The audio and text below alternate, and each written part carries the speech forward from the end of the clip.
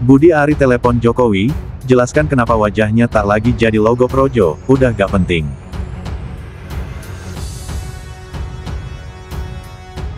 Udah jelas Projo itu pro Jokowi. Kalau Projo nggak pro Jokowi bukan Projo berarti. Memang nggak ada. Cuma teman-teman media kan ya pro Jokowi itu karena gampang dilafalkan aja. Ya. Ada peristiwa yang sangat menarik, Bung Rocky, karena Ketua Umum Projo Budi Ari Setiadi itu di depan para relawannya dalam Kongres Projo ketiga, dia minta izin akan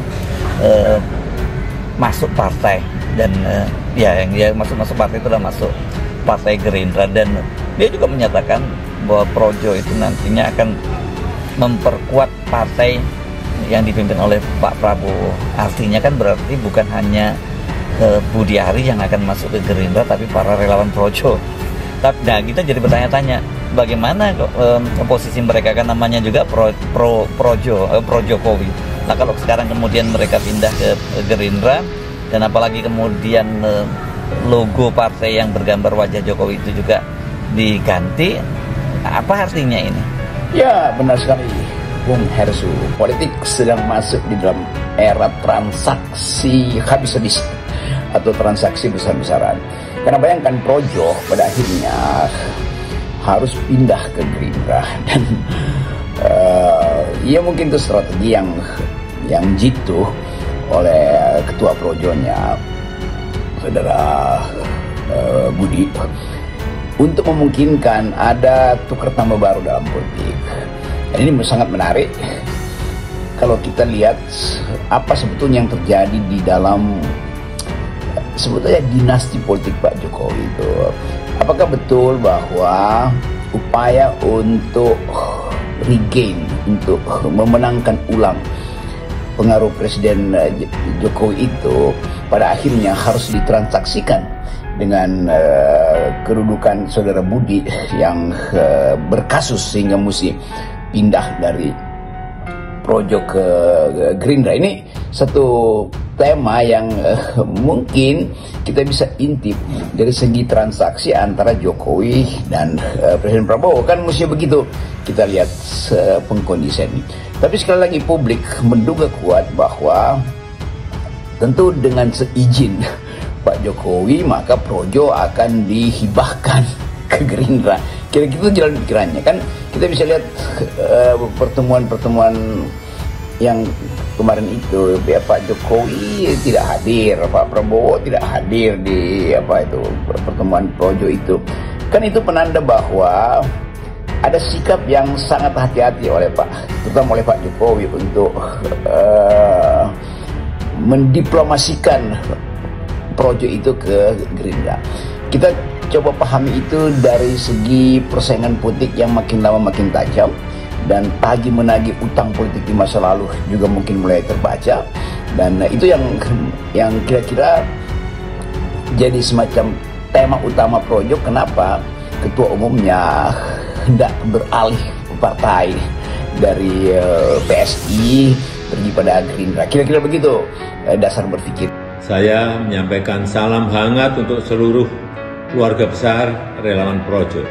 Terima kasih atas semangat dan dedikasi yang terus dijaga dalam mendukung arah pembangunan bangsa.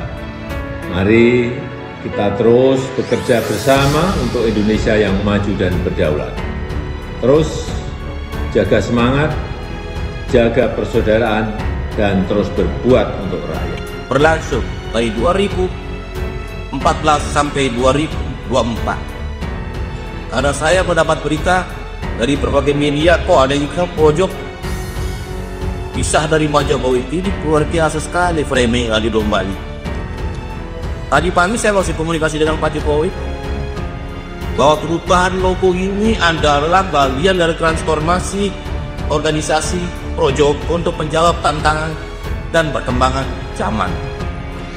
Nanti logonya sendiri akan kita sayembarakan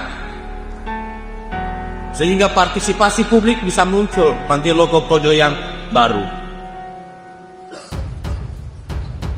Karena itu saya berharap mudah-mudahan perjalanan panjang kita ini harus kita lalui dengan berbagai dinamika yang ada. Setelah 10 tahun pemerintahan Pak Jokowi 2014-2024, kita memasuki fase baru, pemerintahan baru. Sehingga Projo pun harus menyesuaikan diri, harus beradaptasi, harus bertransformasi untuk menjawab berbagai tantangan ke depan. Jadi kalau dalam analisis Anda ini mereka bukan meninggalkan Pak Jokowi ya, tapi mereka itu pindah ke Gerindra itu semacam apa? Tukar tambah gitu dari Pak Jokowi kepada Pak Prabowo. Tapi apa yang kira-kira yang ditukar dan ditambahkan oleh Pak Jokowi dengan kepindahan Prabowo dengan kepindahan Projo ke Gerindra itu? Ya, masalah berikutnya adalah apakah sogokan, saya sebut aja, sogokan politik Jokowi ke Gerindra dengan menghibahkan Projo itu dapat menghentikan opini publik atau dapat menghentikan analis para atau kritisi kalangan yang menghendaki supaya Presiden Jokowi itu diperiksa dalam banyak kasus, terutama kasus Wus hari-hari ini.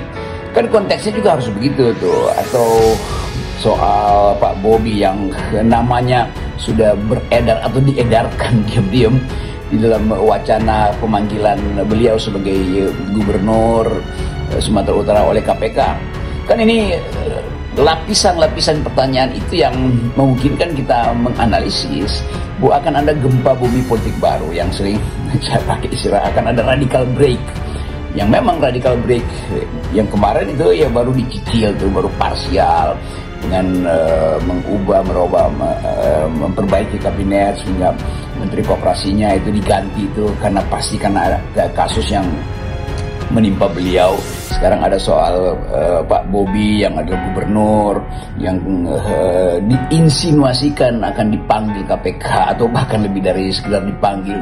Jadi sekali lagi peristiwa-peristiwa politik hari-hari ini menunjukkan akan ada eskalasi, dan sering kita tahu eskalasi politik itu ya hasil dari tukar tambah di belakang layar antara elit. Tetapi sekarang layarnya itu bisa dibaca oleh netizen kok. Layar itu bisa dibaca oleh omon-omon Tempo, bisa dibaca oleh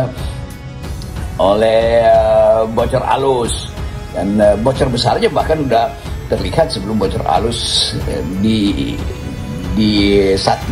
disatirkan oleh teman-teman jurnalis di Tempo. Kita coba menunggu mungkin dalam 1 minggu ini ya akan ada berita baru tuh tentang kasus-kasus yang menyangkut dinasti Pak Jokowi itu. Dan itu tidak mungkin ditahan lagi tuh. Kelompok Roy Suryo udah pasti punya data baru tentang ijazahnya Pak Gibran. Bahkan mungkin beberapa teman di luar negeri membantu memperbaiki data atau menyempurnakan data-data tentang kemungkinan juga Pak Gibran itu sebagai presiden berijazah palsu. Jadi bukan kompilasi sebetulnya, konstruksi dari kasus-kasus yang menyangkut dinasti Pak Jokowi sekarang jadi lengkap itu. Mulai dari kasus Fufu Fafa, ijazah Jokowi sendiri, ijazah Gibran, dan Wus. Itu intinya tuh. Dan kita coba bayangkan misalnya kerumitan politik di minggu-minggu ke depan dengan satu pertanyaan, apakah transaksi politik antara dinasti Jokowi atau kekuasaan Jokowi di masa lalu dengan kepentingan Presiden Prabowo hari ini untuk memulai memberantas korupsi itu bisa dianggap sebagai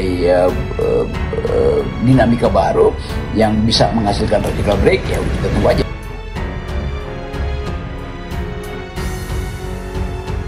Ketua Umum, Ketum DPP Relawan Projo, Budi Aris Setiadi, langsung menelepon Presiden ke-7 Joko Widodo, Jokowi, terkait perubahan logo Projo.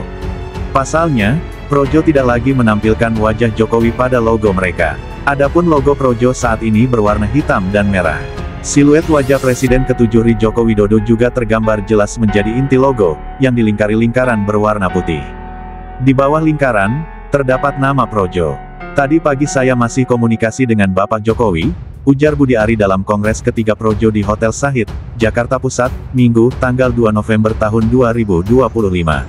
Budi Ari pun mengungkapkan alasan mengapa wajah Jokowi tidak lagi menjadi logo Projo. Dia mengeklaim perubahan logo Projo merupakan bagian dari transformasi. Bahwa perubahan logo adalah bagian dari transformasi organisasi Projo untuk menjawab tantangan dan perkembangan zaman, jelasnya. Sementara itu, Budi Ari ingin menciptakan sayembara untuk membuat logo Projo yang baru. Dengan begitu, kata dia, publik dilibatkan dalam proses pembuatan logo Projo. Nanti logonya sendiri akan kita sayembarakan sehingga partisipasi publik bisa muncul nanti logo Projo yang baru. Maka dari itu saya berharap mudah-mudahan perjalanan panjang kita ini harus bisa lalui dengan berbagai dinamika yang ada, imbuh Budi Ari. Projo ubah logo siluet Jokowi. Sebelumnya, Budi Ari mengaku akan mengubah logo Persatuan Relawan Projo. Alasannya agar tidak terkesan mengkultuskan seseorang. Logo Projo akan kita ubah, supaya tidak terkesan kultus individu, kata Budi Ari. Menurut Budi Ari, pengubahan logo merupakan bagian dari transformasi organisasi. Dalam rangka itu Projo akan melakukan transformasi organisasi. Yang salah satunya adalah kemungkinan mengubah logo Projo, yang nanti akan kita putuskan di Kongres ketiga ini, tutur Budi. Ia pun membuka peluang bahwa logo Projo yang baru nanti bukan lagi bergambar wajah Jokowi. Sementara namanya, tetap Projo sembari menunggu dinamika lebih lanjut. Iya, kemungkinan bukan logo Jokowi. Namanya, enggak, sementara itu. Nanti kita lihat mekanisme persetujuan dari teman-teman Kongres, beber Budi. Lebih lanjut, Budi menjelaskan arti nama Projo.